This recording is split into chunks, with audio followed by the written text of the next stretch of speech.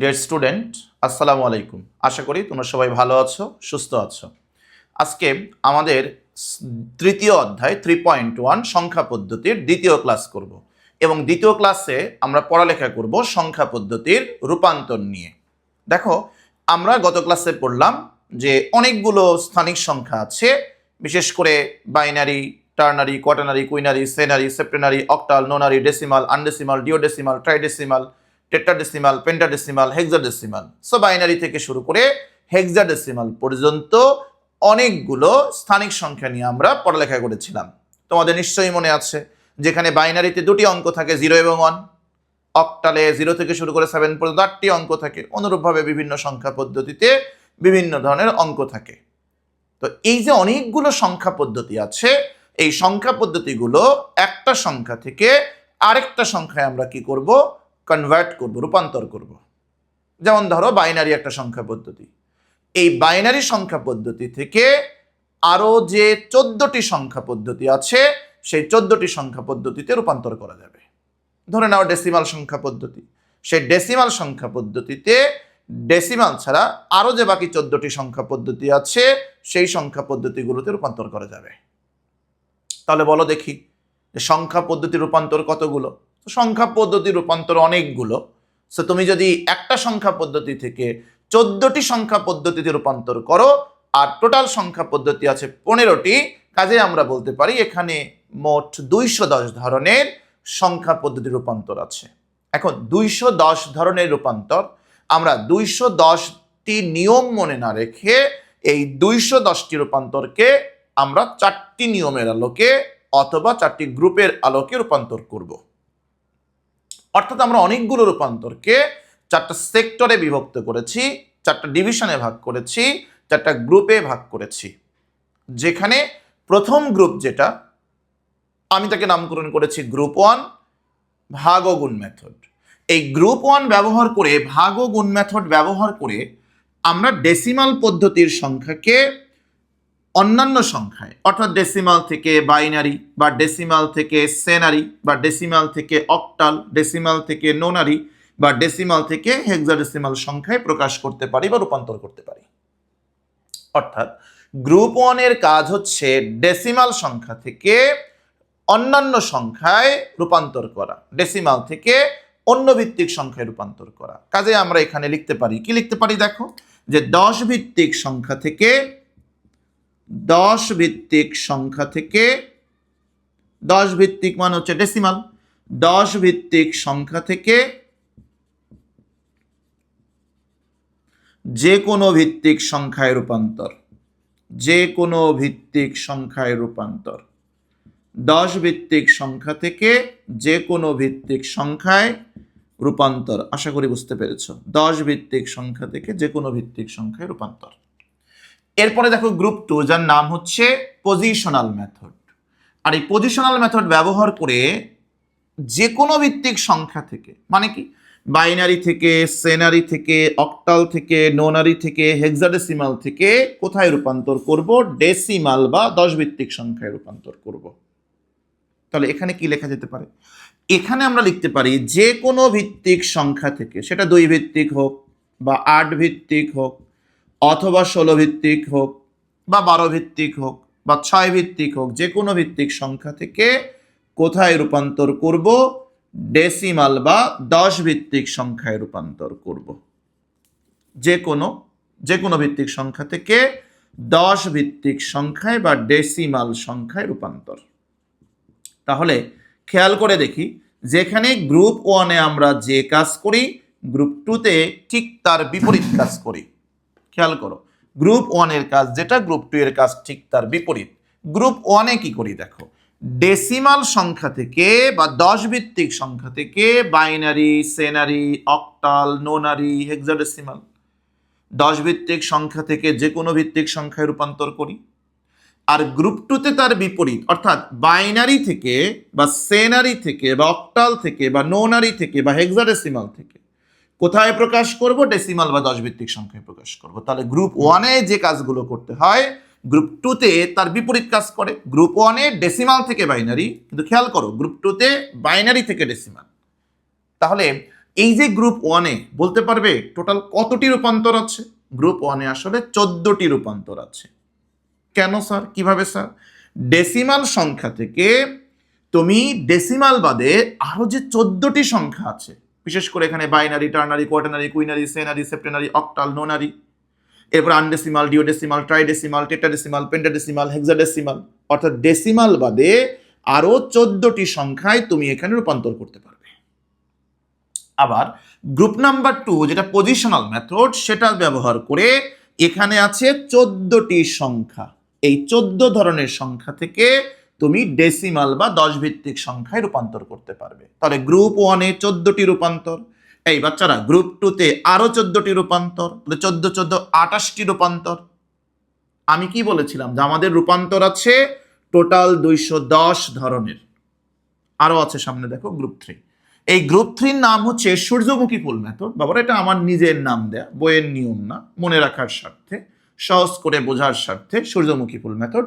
আর এই মেথড ব্যবহার করে আমরা দুটি কাজ করতে পারি: অক্টাল পদ্ধতির যে কোনো সংখ্যাকে এবং হেক্সাডেসিমাল পদ্ধতির যে কোনো সংখ্যাকে বাইনারি সংখ্যায় প্রকাশ করতে পারি বা রূপান্তর করতে পারি। খেয়াল করো, গ্রুপ 1-এর কিন্তু রূপান্তর 14টি, গ্রুপ 2-এর রূপান্তর 14টি, কিন্তু গ্রুপ 3-এর রূপান্তর মাত্র 2টি। কোন দুটি? অক্টাল পদ্ধতির সংখ্যা থেকে এবং হেক্সাডেসিমাল পদ্ধতির সংখ্যা থেকে। কোথায় রূপান্তর করব? বাইনারি সংখ্যায় অথবা 2 ভিত্তিক সংখ্যায় প্রকাশ করব। গ্রুপ 4-এর নাম কি? গ্রুপ 4-এর নাম হচ্ছে লজ্জাবতী ফুল মেথড। আর এই লজ্জাবতী ফুল মেথড ব্যবহার করে বাইনারি পদ্ধতির যে কোনো সংখ্যা থেকে অক্টাল সংখ্যা এবং হেক্সাডেসিমাল সংখ্যায় আমরা প্রকাশ করি বা রূপান্তর করি। তাহলে খেয়াল করে দেখো, গ্রুপ 4-এ কিন্তু 2টি রূপান্তর আছে, অনলি 2টি। কি কি 2টি? বাইনারি থেকে অক্টাল সংখ্যায়, বাইনারি থেকে হেক্সাডেসিমাল সংখ্যায়। তাহলে গ্রুপ 3-এ আমরা যেই কাজগুলো করি, গ্রুপ 4-এ ঠিক তার বিপরীত কাজ করি। গ্রুপ 3-এ কি ছিল দেখো? অক্টাল থেকে এবং হেক্সাডেসিমাল থেকে বাইনারি সংখ্যায় রূপান্তর। গ্রুপ 4-এ কি হচ্ছে? তার জাস্ট উল্টা, বাইনারি থেকে অক্টাল এবং বাইনারি থেকে হেক্সাডেসিমাল। তাহলে এখানে 2টি রূপান্তর, এখানে 2টি রূপান্তর, 2 2 4, এই 14, এই 14 28, 28 আর 4-এ যোগ করলে হয় 32, অর্থাৎ টোটাল এখানে রূপান্তর করতে পারবো 32টি। তোমরা আমাকে প্রশ্ন করতে পারো, স্যার আপনি যে বললেন রূপান্তর আছে 210টি, বাট 4টা গ্রুপের আলোকে আমরা রূপান্তর করতে পারবো 32টি, তাহলে বাকি রূপান্তরগুলো আমরা কিভাবে করব? 4টা গ্রুপের আলোকেই যদি সবগুলো রূপান্তর করা যায়, সেখানে তো স্যার করা যাচ্ছে 32টি, আরো তো অনেকগুলো রূপান্তর আছে, সেই রূপান্তরগুলো আমরা কিভাবে করব? আসলে বাকি রূপান্তরগুলো আমরা এই 4টা নিয়মের আলোকেই করতে পারবো, 4টা গ্রুপের মধ্যেই করতে পারবো। কিভাবে? চলো দেখি। ধরো তোমার পরীক্ষায় একটা প্রশ্ন আসলো এবং প্রশ্নে বলা হলো যে একটা হেক্সাডেসিমাল সংখ্যা থেকে, let's say A to F, তোমরা সবাই আমার সাথে একমত হবে এটি একটি হেক্সাডেসিমাল সংখ্যা বা 16 ভিত্তিক সংখ্যা। এই সংখ্যা থেকে তোমাকে অক্টাল সংখ্যায় প্রকাশ করতে বললো। এবার বাবারা বলো তো, এই যে হেক্সাডেসিমাল সংখ্যা থেকে আমি অক্টাল সংখ্যায় প্রকাশ করব, কথা শোনো, এই হেক্সাডেসিমাল সংখ্যা থেকে অক্টাল সংখ্যায় প্রকাশ, এটা কি আমার কোনো গ্রুপে আছে? গ্রুপ 1-এ আছে, গ্রুপ 2-তে আছে, গ্রুপ 3-এ আছে, গ্রুপ 4-এ আছে, কোনো গ্রুপে আছে? আমি বলতে চাই হেক্সাডেসিমাল থেকে অক্টালে প্রকাশ, এটা গ্রুপ 1 2 3 4 কোনো গ্রুপেই নাই। তাহলে কি আমি এই হেক্সাডেসিমাল থেকে অক্টালে প্রকাশ করতে পারবো না? পারবো। কি করতে হবে?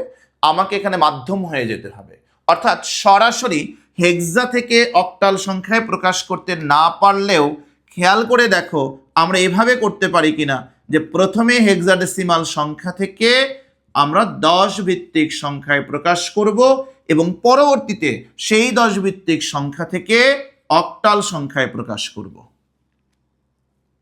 দেখো, এই যে 16 ভিত্তিক সংখ্যা থেকে 10 ভিত্তিক সংখ্যা, এই 16 ভিত্তিক সংখ্যা থেকে 10 ভিত্তিক সংখ্যা, এইটা আমাদের গ্রুপ নাম্বার 2-এ আছে না? 16 থেকে 10 ভিত্তিক গ্রুপ নাম্বার 2-এ আছে না? আছে। তার মানে এতটুকু রূপান্তরকে আমি বলতে পারি G2 বা গ্রুপ 2।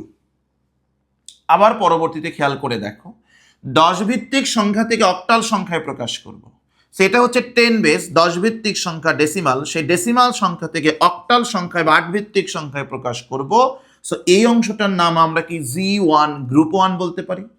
তাহলে সরাসরি হেক্সাডেসিমাল থেকে অক্টাল সংখ্যায় রূপান্তর করতে না পারলেও ডেসিমালের সহযোগিতা নিয়ে ডেসিমালকে মাধ্যম হিসাবে চিন্তা করে আমি 16 ভিত্তিক সংখ্যা থেকে ডেসিমাল হয়ে অক্টাল সংখ্যায় প্রকাশ করতে পারি। তাহলে এখানে প্রথমে কি G2 গ্রুপ 2 ব্যবহার করব এবং পরবর্তীতে G1 ব্যবহার করব, গ্রুপ 1 ব্যবহার করব। তাহলে গ্রুপ 2 এবং গ্রুপ 1 এই দুটি গ্রুপের সমন্বয়ের সাহায্যে আমি যে কোনো হেক্সাডেসিমাল পদ্ধতির সংখ্যাকে তার সমসাময়িক অক্টাল সংখ্যায় প্রকাশ করতে পারি। আরেকটা নিয়ম আছে, আরেকটা পদ্ধতি আছে, সেটা কি যে না স্যার আমি 10 ভিত্তিক হয়ে যাব না। আমি কিভাবে যাব? আমি এই যে হেক্সাডেসিমাল সংখ্যা আছে এই হেক্সাডেসিমাল সংখ্যা থেকে আমি প্রথমে স্যার বাইনারি সংখ্যায় যাব এবং পরবর্তীতে সেই বাইনারি সংখ্যা থেকে বা 2 ভিত্তিক সংখ্যা থেকে অক্টাল সংখ্যায় যাব।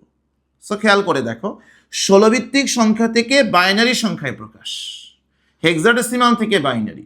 দেখো তো গ্রুপ নাম্বার 3-এ 16 ভিত্তিক সংখ্যা থেকে 2 ভিত্তিক সংখ্যায় বাইনারিতে প্রকাশ আছে কিনা? আছে। সো আমি এখানে G3 বা গ্রুপ 3 ব্যবহার করতে পারি এবং পরবর্তীতে গিয়ে বাইনারি সংখ্যা থেকে অক্টাল সংখ্যায়, খেয়াল করে দেখো বাইনারি সংখ্যা মানে 2 ভিত্তিক সংখ্যা, আর এই 2 ভিত্তিক সংখ্যা থেকে আমি অক্টাল সংখ্যায় প্রকাশ করব, সেটার জন্য গ্রুপ 4 ব্যবহার করতে পারি, অর্থাৎ G4 ব্যবহার করতে পারি।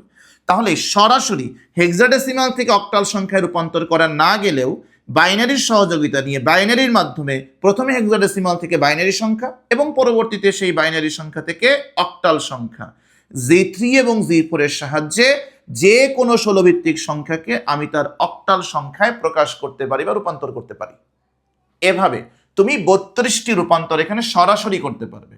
আর বাকি যে রূপান্তরগুলো আছে সেগুলো তুমি এরকম মাধ্যম হয়ে, অর্থাৎ হেক্সাডেসিমাল থেকে প্রথমে বাইনারি, পরবর্তীতে বাইনারি থেকে অক্টাল, বা হেক্সাডেসিমাল থেকে প্রথমে ডেসিমাল এবং পরবর্তীতে সেই ডেসিমাল থেকে অক্টাল, এরকম মাধ্যম হয়ে বা ভায়া হয়ে তুমি এখানে সকল ধরনের রূপান্তর করতে পারবে। ফর এক্সাম্পল আরেকটা দেখি, চলো। ধরো তোমাকে বলা হলো এখানে একটা 16 ভিত্তিক সংখ্যা আছে, সেখান থেকে তোমাকে 6 ভিত্তিক সংখ্যায় প্রকাশ করতে হবে। এখন 16 ভিত্তিক সংখ্যা থেকে 6 ভিত্তিক সংখ্যায় প্রকাশ, এটা তো গ্রুপ 1-এ নাই, গ্রুপ 2-তে নাই, গ্রুপ 3-এ নাই, গ্রুপ 4-এ নাই, কোনোটাই নাই। তাহলে কি আমি 16 ভিত্তিক সংখ্যা থেকে 6 ভিত্তিক সংখ্যায় প্রকাশ করব না? অবশ্যই করব। কিভাবে করব? আমি প্রথমে এই 16 ভিত্তিক সংখ্যা থেকে 10 ভিত্তিক সংখ্যায় বা ডেসিমাল সংখ্যায় প্রকাশ করব এবং পরবর্তীতে সেই 10 ভিত্তিক সংখ্যা থেকে 6 ভিত্তিক সংখ্যায় প্রকাশ করব। তাহলে আলটিমেটলি কি হলো? 16 ভিত্তিক সংখ্যা থেকে 6 ভিত্তিক সংখ্যায় প্রকাশ হয়ে গেল, তাই হলো না? সো তুমি প্রথমে হেক্সাডেসিমাল সংখ্যা থেকে 10 ভিত্তিক সংখ্যায় আসবে, সেটা হচ্ছে আমাদের গ্রুপ 2 এর নিয়ম। এই যে 16 ভিত্তিক সংখ্যা থেকে 10 ভিত্তিক সংখ্যায় প্রকাশ গ্রুপ 2 এর নিয়ম, এবং পরবর্তীতে 10 ভিত্তিক সংখ্যা থেকে 6 ভিত্তিক সংখ্যায়, 10 ভিত্তিক সংখ্যা থেকে 6 ভিত্তিক সংখ্যায়, সেটা হচ্ছে আমাদের G1 অথবা গ্রুপ 1 এর নিয়ম। তার মানে আমি এখানে ডেসিমাল মাধ্যম হয়ে 16 ভিত্তিক সংখ্যা থেকে 6 ভিত্তিক সংখ্যায় প্রকাশ করতে পারি। তাহলে বাবারা, এই যে এখানে 4টা নিয়ম আছে, 4টা গ্রুপ আছে, 4টা মেথড আছে, এই 4টা গ্রুপের আলোকে আমরা যে কোনো একটা সংখ্যা থেকে অন্য যে কোনো একটি সংখ্যায় রূপান্তর করতে পারবো বা প্রকাশ করতে পারবো। কিছু আছে তুমি সরাসরি রূপান্তর করতে পারবে, আবার কিছু আছে তুমি এরকম মাধ্যম হয়ে রূপান্তর করতে হবে। বুঝতে পেরেছি?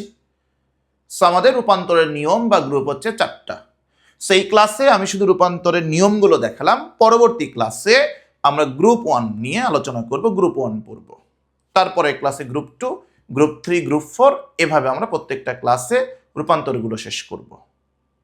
ঠিক আছে? আজকে এই পর্যন্তই।